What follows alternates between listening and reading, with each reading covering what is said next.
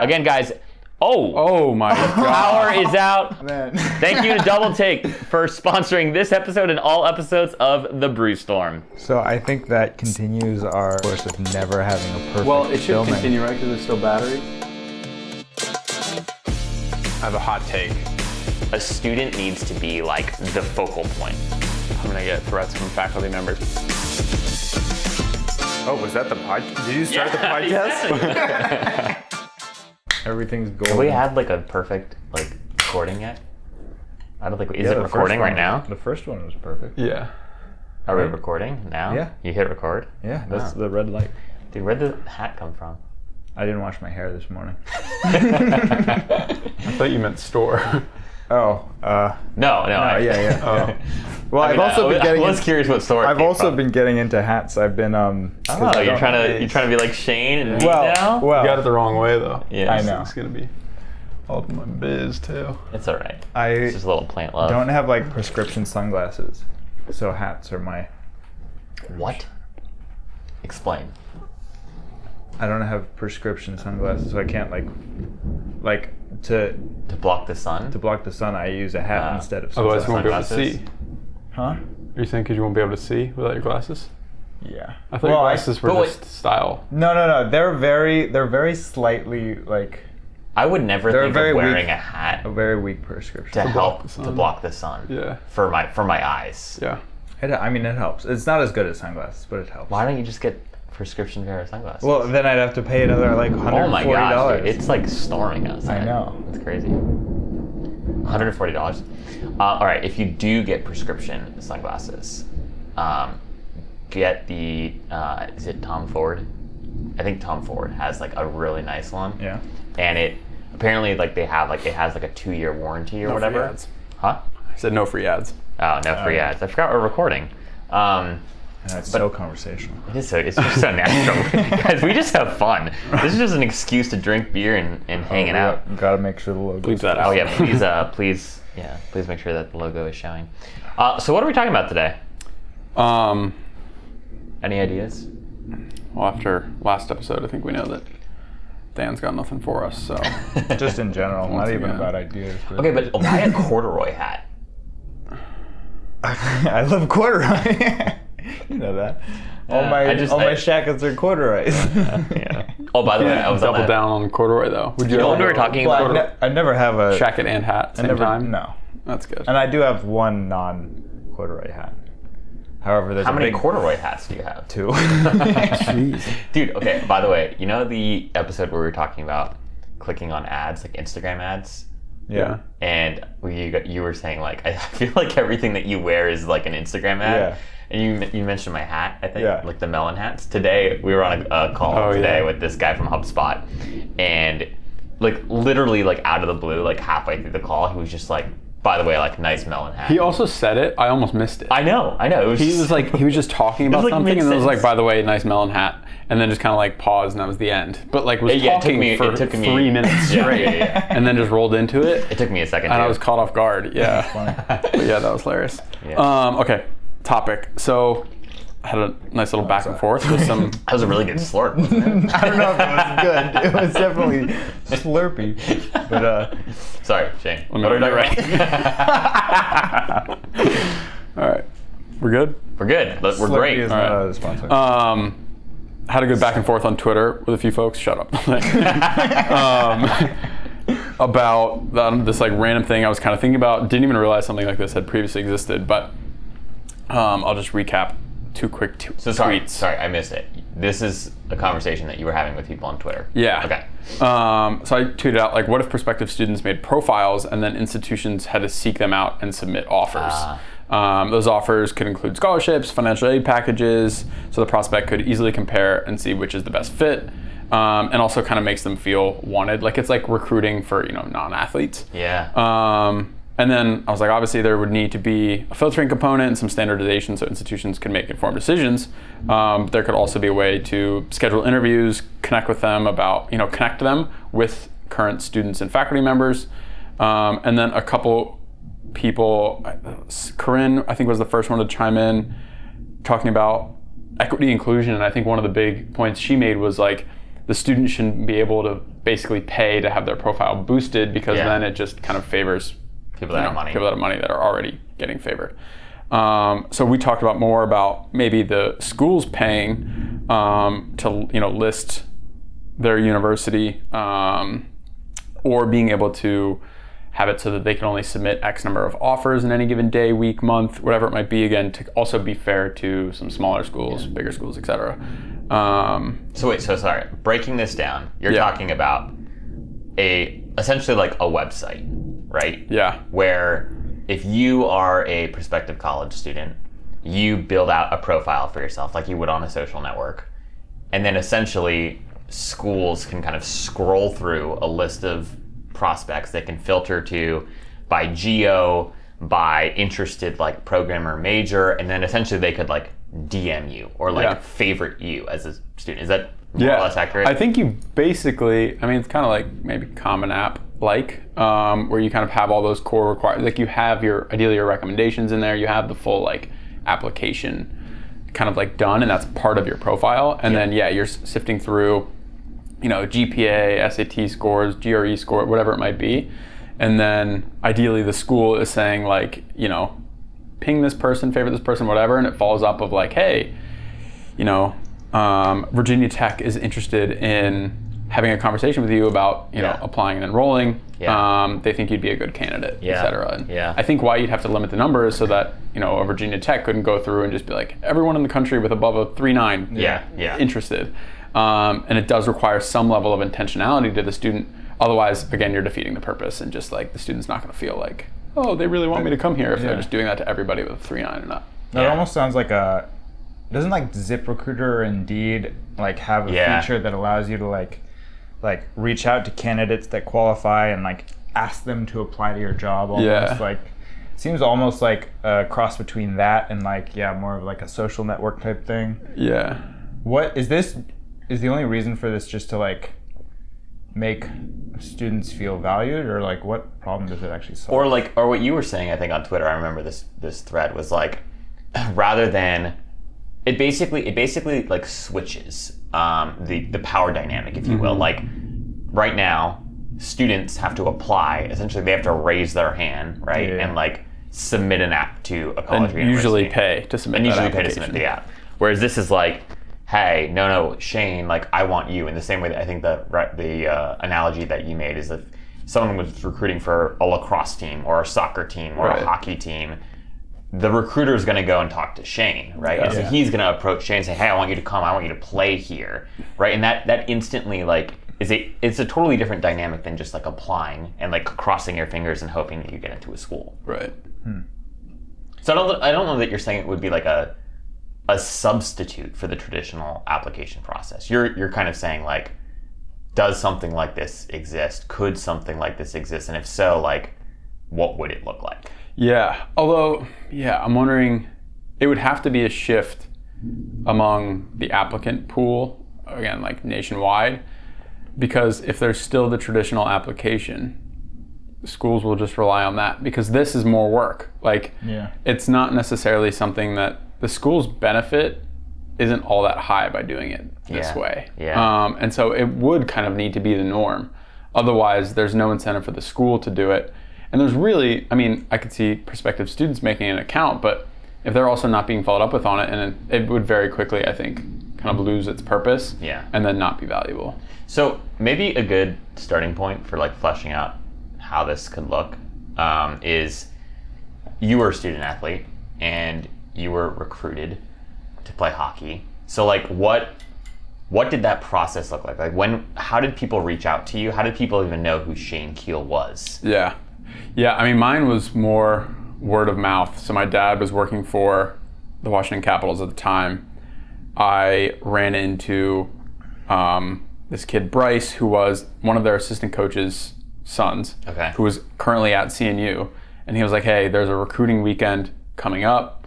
Like, you should come and just kind of like check it out. And at very least, like, you come, you play a game, you hang out with us, you go home, you don't like the school, whatever. You got to play. And so I was like, all right, CNU wasn't even on my radar. I had kind of already done all the tours, and CNU, Christopher Newport University, is a small 5,500 person school. And in Virginia, it gets overshadowed by the UVAs, the Virginia Techs, JMUs, and Old Dominion. So I was like, all right, I'll check it out. Went there. The coach made time to kind of chat with all of the potentially incoming freshmen, did a quick tour of the campus. The assistant coach's wife worked in admissions, so we got to go like, hey, if you can't get in, we might be able to give you a little nudge. That helped some people. Of course, that did not help me. Of course not. There with flying colors. Straight A's. Perfect student. And then kind of just chatting with the coach. Had emailed me a couple times. I was like, hey, we'd love to have you come. We think you'd be a good asset for the team, and also we think you'd love the school. And he was actually from a different school in Virginia, and so I felt also like, all right, this dude isn't just like pumping my tires just to, get me to come to this school. And so it was really cool, and it kind of put it on the map for me. And then after going, I was like, all right, I want to go here. And had you already applied to other schools at this juncture? Yeah. Okay. The app deadline for most schools was a week and a half away. Yeah. So this is interesting because like here's an example of like what we're kind of talking about where it wasn't even on your radar, and obviously athletics and like you being on the hockey team is a little bit of a different situation, but still like you were approached by the school themselves and they expressed, or an affiliate of the school, and they expressed interest in you, and then at the end of the day, you ended up going there. Yeah. As opposed to the other schools that you had already applied to. Right, yeah. And I got into most of the other schools, and I pretty much after that trip was like, it's kind of a tie. Yeah. If I get into Christian Newport, I'm going there. And I think that is so much tough. of the like, also being able to like hang out with the guys on the team after, and like, you kind of feel like, all right, I'm already a little situated here. This is great. I didn't have that experience at a ton of other schools. And so that was, for me, another big, like, all right, I already have a couple friends if I started this school. Like, most people in Northern Virginia do not go to Christian. I think only 2 kids from my high school went to the same school.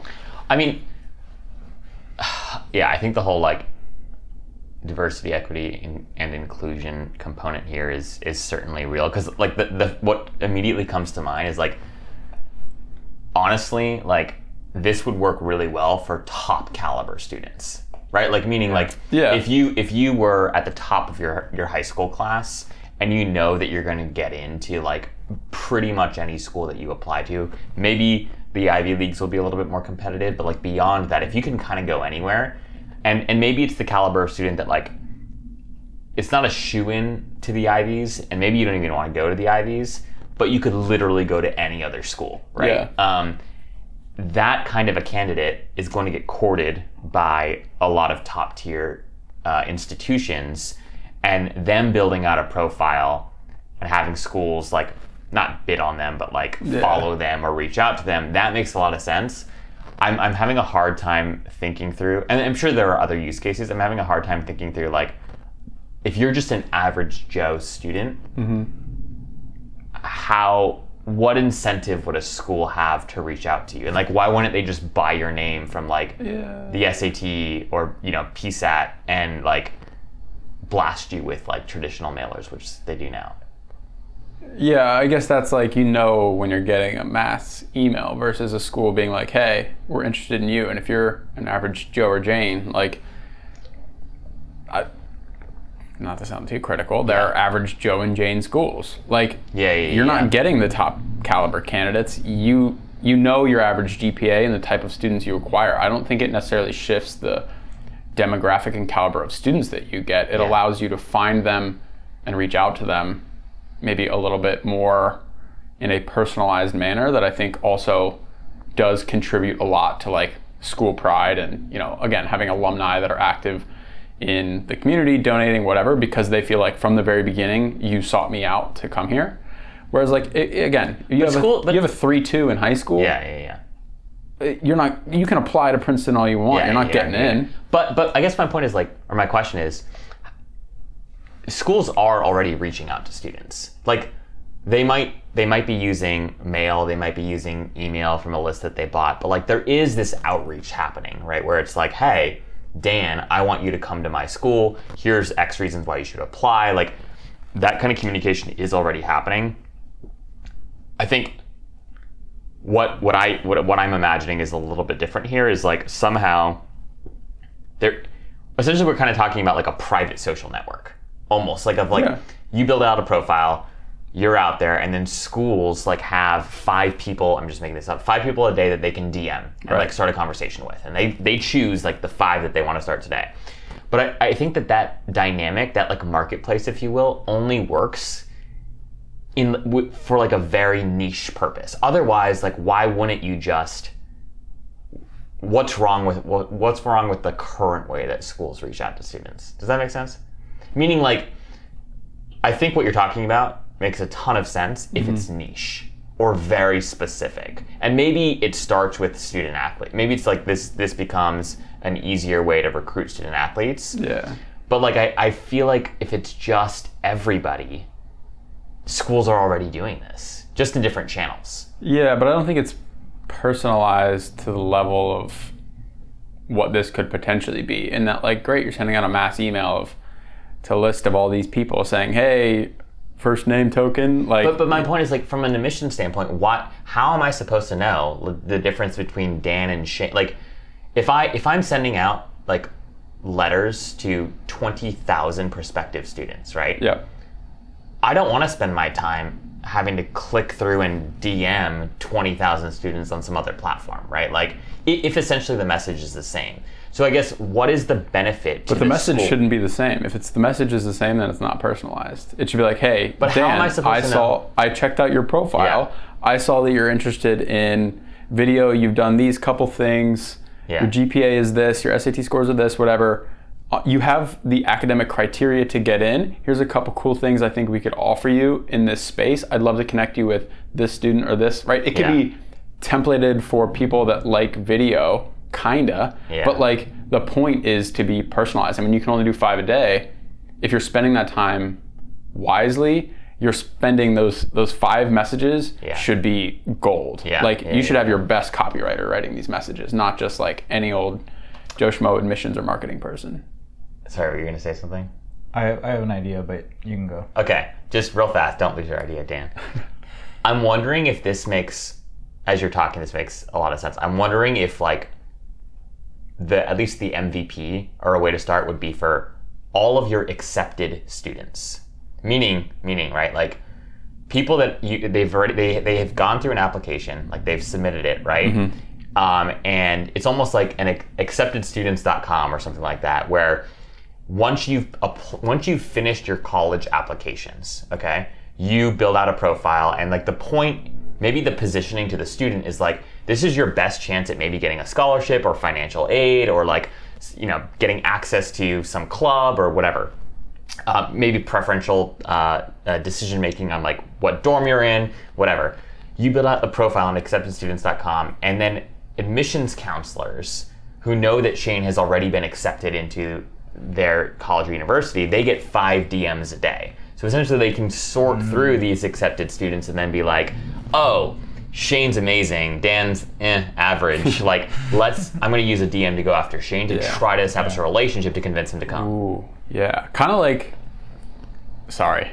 I like that. I like that. Never gonna let you talk.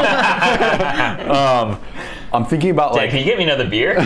No worries, man. MySpace, like your top friends, and like if you have to do that with school, so maybe you do go through the regular application process, but then you have like a top 3, top 5. And you have like, this is the current winner. This is where I'm going. Yeah. If you want me to come, other 4 schools, make me a better offer than, they're gonna give me 10 grand financial aid. Like maybe you list the top 3 to 5 reasons why you're going to this school. Beat it. Like you want me to come to your school, beat that offer. Even because if your GPA is a little bit higher or whatever for this other school, maybe they'll try and incentivize you more. They'll give you better. And for you, you're like, I don't really care whether I go to this tier school versus this. Like the difference is kind of and so I don't really care. I'm more about like, I got to pay for college on my own. I already have some debt. Like I'm looking for the best deal I can get here. And if they can offer me more, I'm going there, even though it's not technically as good as school. It's almost like the whole. It's almost like the whole. We're just gonna blur you out. It's okay. I'll just crop you out. I'll crop it. I'll do all the work. No. But like, you know, like the whole, like there's this whole movement in like the entrepreneurship space, especially like on Twitter, which is like building in public, right? This idea that like you're revealing your numbers, this is how much money I'm making with my side hustle or whatever it is, right? And that's like really taken off. So in a way, it's almost like building in public in the context of like, hey, schools, I'm going to tell you in my profile like this is what your competitor that I'm considering actually offered me. Yeah. 10K in financial aid. They offered me, an app fee waiver of whatever else they might have offered. And to your point, like how might you beat that, right? Yeah. And then it's public, it's out there, and then I can decide as an admissions counselor, hey, you know what? We've got enough like punks who like hockey in this school. We need more creatives that like know how to do video and are interested in sort of like putting us on the map for our creative programming. Let's go after Dan instead of Shane. Yeah. This would be impossible with legal though, because imagine some guy, either you can type in what someone else offered you and then, okay, so then the way to solve that is make it verified from the school who's sending the offer. But then the school's like, wait, no, this isn't a binding offer. And, maybe we might change our mind after we get to further on in the front. When did you become a lawyer? No, I'm just thinking about like, it's like, even like when you think about shows like Shark Tank where like a lot of what they do is like, a lot of it falls through after like they shut off the cameras and they're like, oh, actually like, your numbers weren't real and like, all of these things like didn't actually add up.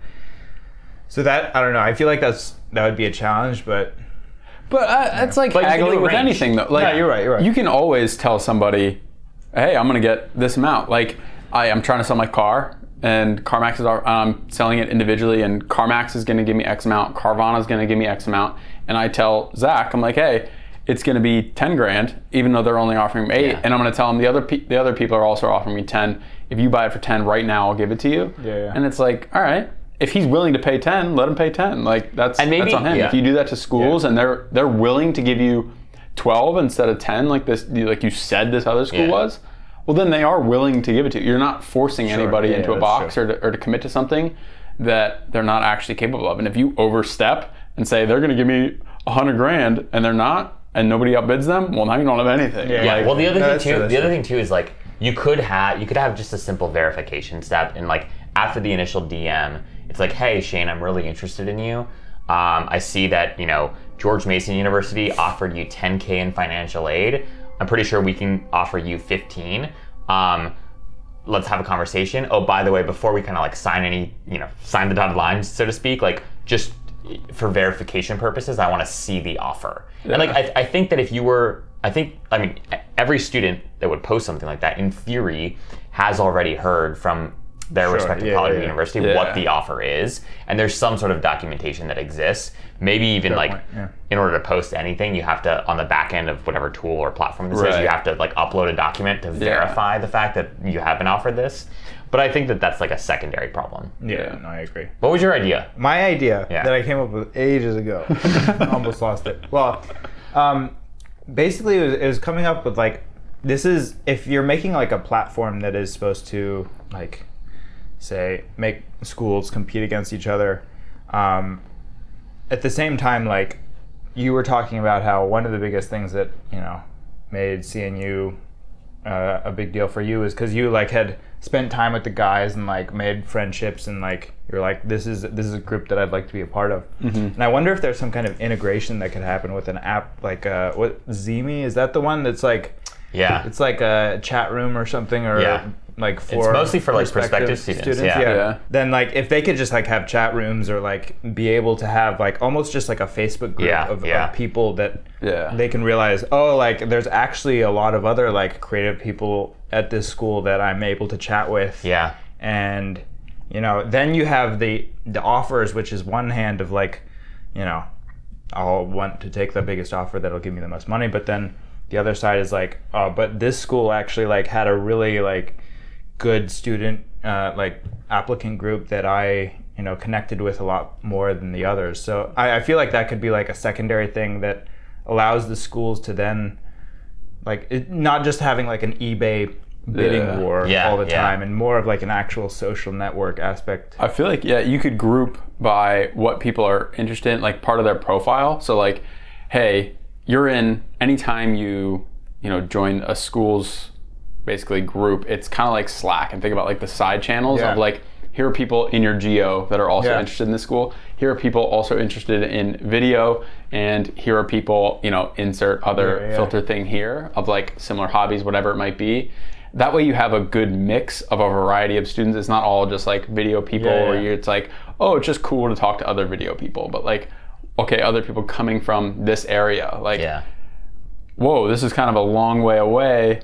You know, how are you thinking about, you know, X, Y, and Z and coming home on the holidays and all these things? Like, transportation might be a huge problem.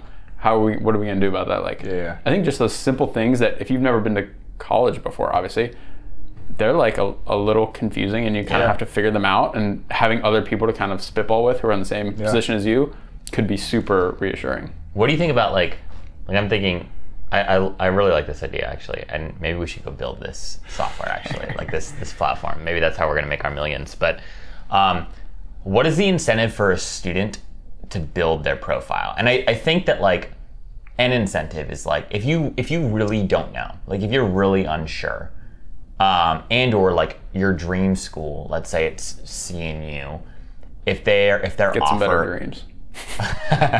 Just kidding. If their offer just like isn't doable for whatever reason, maybe the incentive is like, hey, I'm hoping that if I like put them as my number one pick, like maybe they'll give me more money or try to court me more on, you know, on this platform. But I'm also thinking about like, do students really want like admissions counselors like hounding them and like trying to convince them, no, Dan, like you really want to come to George Mason, not to CNU, and like here's why. And maybe they're okay with that because maybe it makes you feel like special and like valued and whatnot. I could also see students feeling like super overwhelmed and being like, there's all these like scary adults and like I don't want to disappoint people and like make anyone mad. Like Gen Z's all like, you know, touchy-feely with respect to that kind of stuff. I feel like that's a settings thing where it's like, hey, you know, George Mason, I'm selecting that you can only message me once a week. Oh, you know what it is too? Sorry, I'm remember. Yes, okay, cool. I like that. The other thing too is you mentioned before, which I forgot, was like there needs to be a limit into how many people schools can reach out to within like a given period of time. So if that's the case, and if they're nagging you a ton, and you know they only have a limit of 5, it's like, whoa, they really want me. They really want me. Yeah. And I think back to your earlier point towards the beginning about like those high performing students that can go anywhere, there really isn't a need for you to make a profile, which I think is good for everybody else. It's like, all right, cool, I'm not entering in, I'm like looking at other people's profiles and there are 6 million people with a 4.0 and I have a 3.6 and I'm like, I'm not gonna go anywhere, this is ridiculous. Because they don't need to be courted. Like what I like about this concept is that from an admissions perspective, it can be really difficult to understand of your accepted students, like who are like seriously considering you. Right. Like, and especially if they're not responding to your emails and not responding to your outreach, whatever, it can be difficult to sort through like like, are we the safety school for Shane or Dan? Like, or are we like the top choice? And it is so difficult for people to assess that. Mm-hmm. And so a tool like this, students have to, you know, rank their top 5 or every school that they've been accepted to, they've got to put it in some sort of rank. So that helps do a little bit of that. But then what it also does is it really helps the admissions counselors, the program coordinators, to have a really good sense of like, who should we actually be spending our time with? Like, who should we really be trying to court? And there was some article, I think it was in Inside Higher Ed like a couple weeks ago, we're talking about how like a lot of the time when school, like accepted students, if they turn down a bunch of offers, there tends to be like more financial aid like on the table. Because if I sent all these financial aid offers to 30 students, and if only 15 of them accepted and are going to this school, in theory, all the money that was offered to these other 15 is like on the table. Yeah. So oftentimes in the final weeks, like leading up to, you know, decision day or even up until the point of like, you know, classes starting, there's a little bit more money that could be played with. And so I think empowering these admissions counselors to be like, hey, Dan, you got an extra like $35,000 to like give out to people. You go onto acceptedstudents.com, go and find the people that you're interested in, and like you can make each individual an offer of an additional $5,000 or whatever it is. Yeah, that would be cool. I'm even thinking too, like on the back end, I haven't thought through this a ton yet, but like we're making all of this up. No, None of us have thought about this. I'm meaning as I'm talking, this is less formed than anything else. Of like a percent, like a likelihood percentage of getting in, of like the student can potentially see that compared to all the other people that are applying, like, hey, your GPA, your SAT way higher, your activities, whatever. They're not going to release that info though. To each individual student though, so only you can see it. It's not public on your profile. Meaning it's part of the network, like the platform itself. Yeah. So it's saying, hey, 100 other people have also, put this school as their number one choice based on GPA, based on blah, blah, blah, blah, blah. I see what you're in the top 5%. Like, you're pretty much a shoo-in to get into this school. Yeah. Versus like, ooh, Zach, you made a profile for Princeton. Yeah. Your 3.4 isn't going to cut it. Like, sorry, you're in the bottom 1%. Yeah. That way, I think maybe, and I don't know if that's something admissions counselors or program coordinators should be able to see, so that, again, if it's a safety school and it's like, all right, you're so far above this thing, like, I'm actually not going to waste my time messaging Zach, even though we're in his top 5. Yeah. Because this is his backup plan, clearly, based on the other schools and based on his criteria and where he sits within, like, the applicant pool. Yeah. As far as, like, requirements, he's too high up. I'm actually going to go message Dan, who's way dumber, and be like, you can definitely, get in here. We'd love to give you a bunch of, opportunities, whether it's financial, whatever, for you to come here. And I'm going to use my message on Dan rather than on you, because I have a sense this is your safety school. Yeah. Because I feel like it would be weird for you to list your safety school, because then they'd be like, all right, well, I'm not wasting time on you. Wait, are you talking about like the percentage of getting in, like if you like apply and you're accepted? Not necessarily percentage of getting in, percentage these are all accepted of students. Yeah, well, that's what I'm confused percentage about. of where you sit in the qualification realm of the 100 students. So like some likelihood people will that have you might get more money, or likelihood that you might get another offer from a school. Right. Yeah. Or even just your overall standing. So like I have a 4.0 and a 2400 SAT. Yeah. You have a 3.8 and an 1800, and you have a 3.2 and a 1600. Like, I'm the best. You're the second best. What's interesting about that too is, like, it could also help students understand. Like, I remember my high school friends talking about this all the time. Like, people were like really successful in high school, and then they went to college, and it was like, whoa, I'm an idiot. Like, I was like at the top of my class in high school, and I can't even compete here, right? Yeah. And so, in a way to it, and depending on the school that you go to, I think people have a general sense of this, but like, it could actually help empower students to better understand, like, what is it really going to be like to go to this school? Right. Do I want to be the kind of individual that is competing with, like, people that are 10 times smarter than me, even if I got into the school? Right. Or do I want to be like the big fish in a small pond? Like, what do I really want to do? And it almost helps students get a better sense in real time of their class, not like historical, like, people that have come out of the school, but like, no. The class of 2023, this is how you might stack up against these individuals, which again could be a motivating thing of like, hell yeah, like, I'm in. Or it could be like you know what, I really care about having a life in school, and I'm not going to be able to compete at this caliber. I'd rather go to a top, like a public Ivy, as opposed to going to Princeton. Yeah. Now, an idea that would make this even more unwieldy and large and less focused of a service or platform, because on for example, like pre-application, like, before you are actually applied anywhere, like, you can look on, say, College Board and see what the average, like, GPA, acceptance rate, a bunch of like scores, the basic data is. And I feel like, that was one thing I like looked at a lot, of just like quickly filtering through schools, seeing which ones maybe I'd be interested in.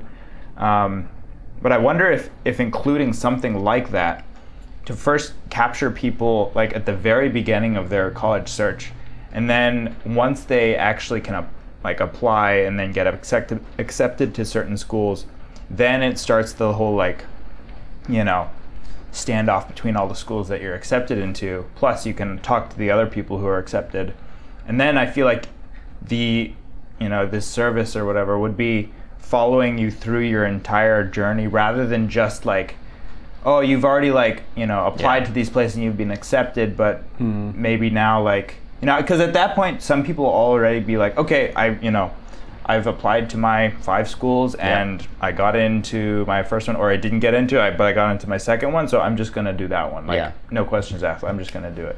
And I feel, there are like platforms that kind of do stuff like that already. I think that, like, what you're saying, Shane, which I really like, is like, once you've been, I think ultimately it would be really cool if you could do what you're saying. You could like move this all the way up to like legitimately reimagining the application process entirely. I think in the short term, that's going to be really difficult to do for so many reasons.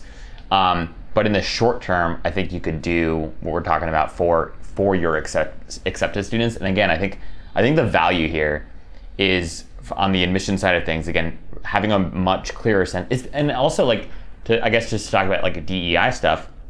If you know that you have an objective to like, you want to hit a certain percentage of, students that come from underrepresented backgrounds, this is also an opportunity to do that. Like maybe you use your 5 like DMs a day to be like, hey, you know what? We've got too many white guys. Like we need to go after students that will help us meet the quota that we are striving for. Like in our strategic plan, like we want to increase diversity, among our student body, especially as it pertains to students who are in STEM programs, for example.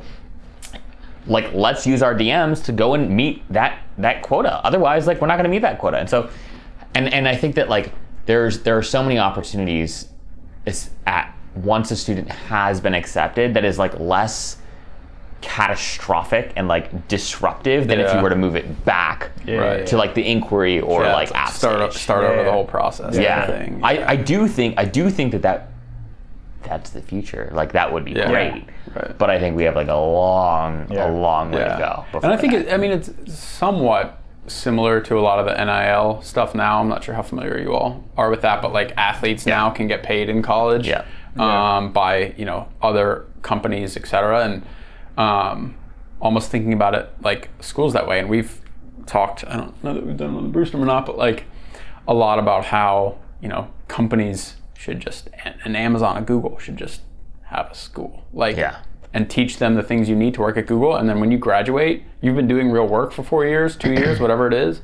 And when you graduate, you have a job at Google as like this entry-level position. Like how easy that would be. And thinking about if schools had programs maybe more aligned with that those bigger companies could also chip in to front maybe some of the cost of like, hey, the school goes and chats with X company and says, we really want Zach and Dan. Like they're awesome at this. And, we might not be good enough for them, but I think if we could give them this amount of money, they'd come. And it's like one of those things that continuing to kind of work towards the value of the student and like what they would potentially bring to your university. And then outside of that and beyond that, again, because if you have super successful graduates that also feel like they got recruited, they love the school, you're more likely to have, again, active donors that are giving back to your school. That again, it's just like fueling the machine. And like the more you can enter in at the top, because I feel like that's always a constant problem. Like I don't know how you all feel. I wouldn't give $1 to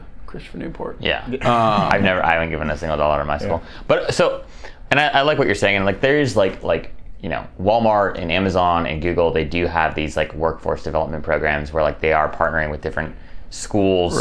Like Arizona State has this big flagship program with Starbucks where like they help create programming to help that align with kind of like the things that Starbucks wants to see in like future employees and like the workforce and whatnot. And continuing ed in particular is like a major market. I think what we're really talking about here that is unique and that's different is starting something like, wow, it is really starting something like acceptedstudents.com. And what, again, the instant thing that does is it makes it easier for admissions counselors to know where to put their time, energy, and effort. It also gives people a better sense of like the potential makeup of their class, which is super important from a leadership standpoint. And then third, it also empowers the student to have a little bit more like authority and say and influence over like where they end up, right? Because if I can now publicly put out, going back to the whole like build in public thing, here's what I'm thinking about, here's why I'm thinking about it, here's what I was offered. If Shane is serious about like wanting to recruit me to his school, Shane is now empowered with information. He knows, wow, like Zach got this offer. Wow, that's surprising. I wasn't expecting him to get that from that school. Like that's a lot. I really want Zach. Like, and at the end of the day too, you can, in theory, hopefully help better match students to the right kinds of schools that are going to empower them to have the best chance post-graduation of like getting the career and you know, getting the job and ultimately the career that they want. Essentially, if we can like, essentially what this does is it identifies potential friction points and like eliminates them. And I think that is super valuable. And somebody should build it. So, Dan? I'll get right to it. All right, perfect. Well, that was good, I think. Solid. That was fun. I mean, I had fun. Yeah. Again, guys, Oh my God. power is out. Well, that is our sign. We are done. Peace out. Man. Thank you to Doubletake for sponsoring this episode and all episodes of the Brewstorm. So I think that continues our course of never having a perfect. Well, it should filming. continue, right? Because there's still battery. No. Yeah, well, There's battery the light in it. never went off. Yeah. Yeah, there's battery in it, so I assume Yeah. it kept going for a hot second. So I think we got that. I think we've had a problem. that was every hilarious. single- What timing? That was unreal. That was good. Honestly. And I'll do the Porky the Pig. That's all, folks. All right, we good?